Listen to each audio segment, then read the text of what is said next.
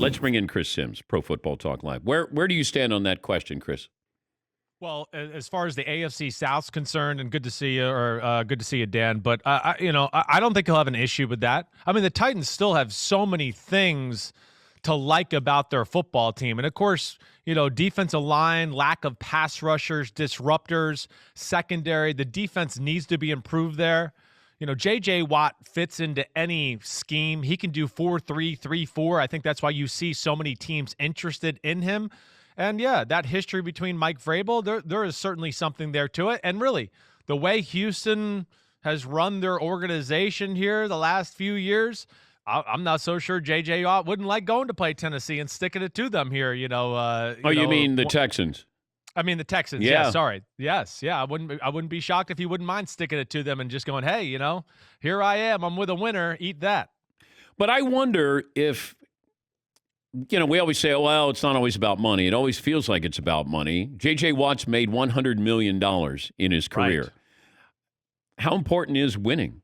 And if that's the case, why not say to the Kansas City Chiefs, hey, whatever you want to pay me, I'm coming there. We're winning a championship. No, I agreed. I don't think that's crazy. I mean, Green Bay up there, they could use guys. They still have deficiencies as far as their interior part of their defensive line. And at this point of his career, you kind of said it right, Dan. He's got a ton of money. I don't think that should be, or at least if I was in his situation, wouldn't be the make or break point to me. It'd be, hey, pay me something respectful, and I'll try to add to your team. J.J. Watt's still a really good player, but we know he has had a little bit of injury history over the last few years, and his production has fallen off. I mean, for the sack master he was, I think he's had 26 and a half sacks or somewhere around there over the last 5 years. So he's not the same guy he was, but I certainly do think he brings value to a team. I can't imagine a team paying him $15, $16 million a year at this point. I'm not sure if I believe those reports yet. I'd have to hear something a little more substantial to believe that one. When do you buy into a mock draft or mock drafts? Not right yet. I know that. But like at what point in the process do you go, that might be a little truer representation of what teams are going to do? I would say when you get to those last 2 or 3 weeks before the draft, there's just too many unknowns right now. One, and no disrespect, but there's so many media outlets. There's a lot of people who, are not the best evaluators or qualified to do that.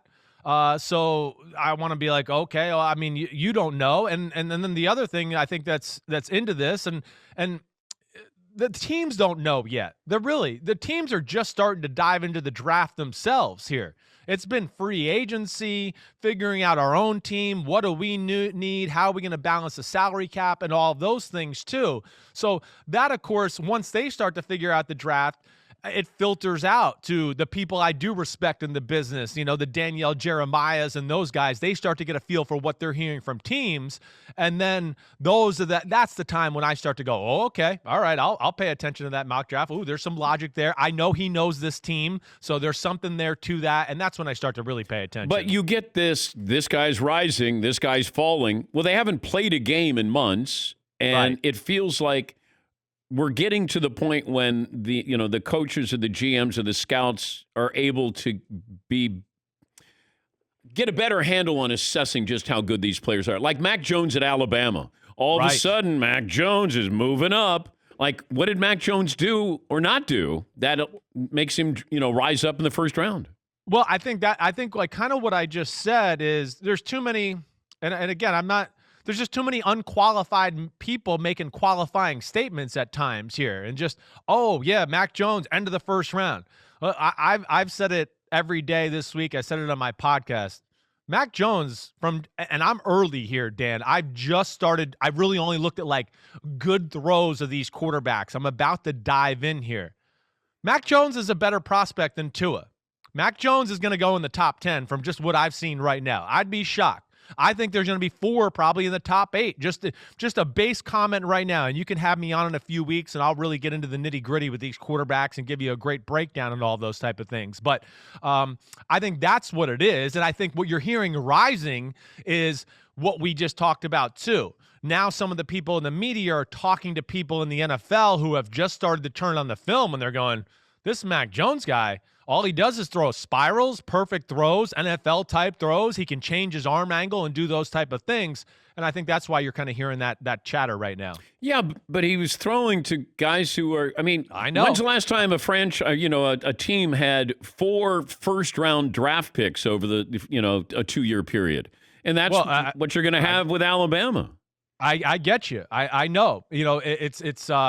Hey, you know me. I was not a huge Tua guy last year by any stretch of the imagination. I was all Joe Burrow and Herbert. I thought they were special.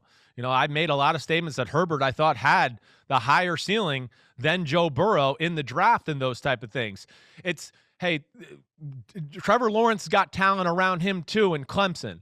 I think when it goes down to it, it's about, okay, what was available, what was there to be had? Did he take advantage of all that was there to be had? You've heard me say this before. When there's nothing there to be had, what happens? And then can I see NFL-type throws that I think translate, from college to the NFL? And that was my hesitation with Tua last year. But I saw enough just in the little clips I've seen and just TV scouting during the year where pockets collapsing, things aren't perfect, and he can still make a high-level throw to where I went, ooh, I like that about him. Yes, you're going to have to take into account those type of things, the talent around him and all of that. And, of course, Waddle, who was hurt most of the year, yeah, he's going to be, a top 20 pick.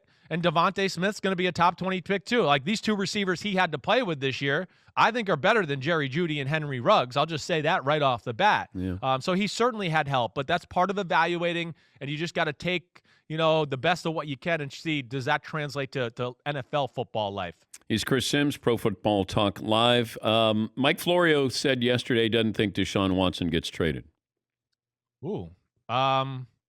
I'm not so sure I'm ready to go down that lane yet. I'm not.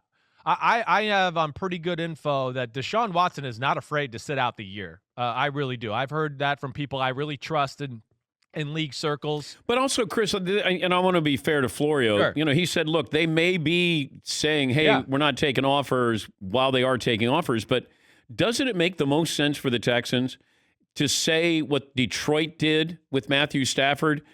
We're open for business because teams are going to start signing up free agents. They're going to get ready for the draft. And then all of a sudden, I limit the pool of resources of teams that might be giving you a true treasure trove for Deshaun Watson. I don't understand, the timing of it is curious. I don't either. And listen, I'm not trying to, push back on Mike. I mean, Mike's got a great feel for the league. He knows people. Everything I know, and this is why he said it, and I think we've heard the same things because we've talked about this on our show. The Texans they're not open for business. Like, I know some of these teams that are interested in Deshaun Watson, and they've led me to believe that they don't think the Texans are doing anything right now. I'm more of what you're saying. I would go, what? Like, let's get Denver and the Carolina Panthers and the Miami Dolphins, into a bidding war here so we can maximize what we get for Deshaun Watson. Because the organization's dysfunctional down there.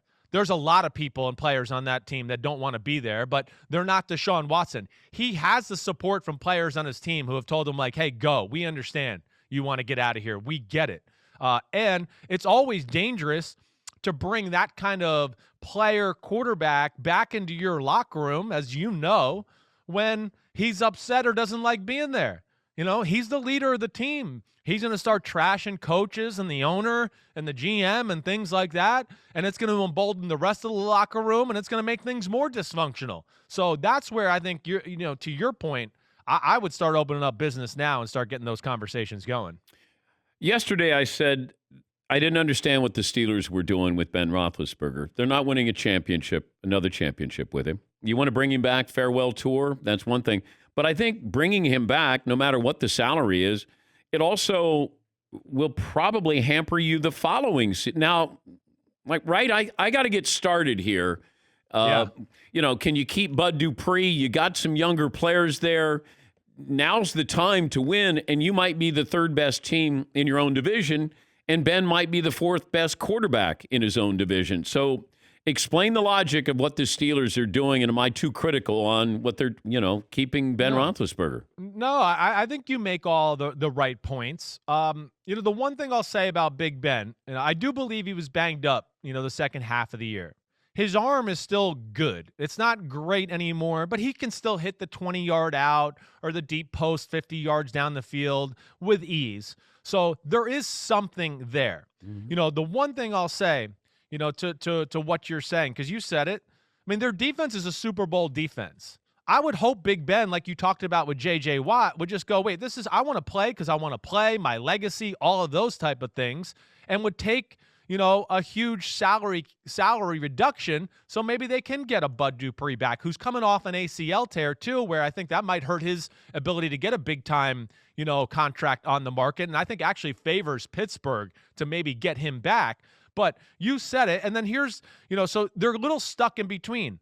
One, show me the options that are better that they can get right now on their football team at the quarterback position. They're going to be in no man's land, I think, for the most part in the draft. Yeah. As at quarterback, at least for the first rounders there, I don't think they can do anything.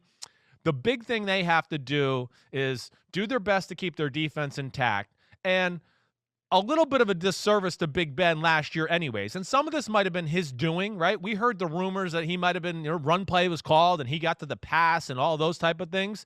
But they got to get back to balanced football.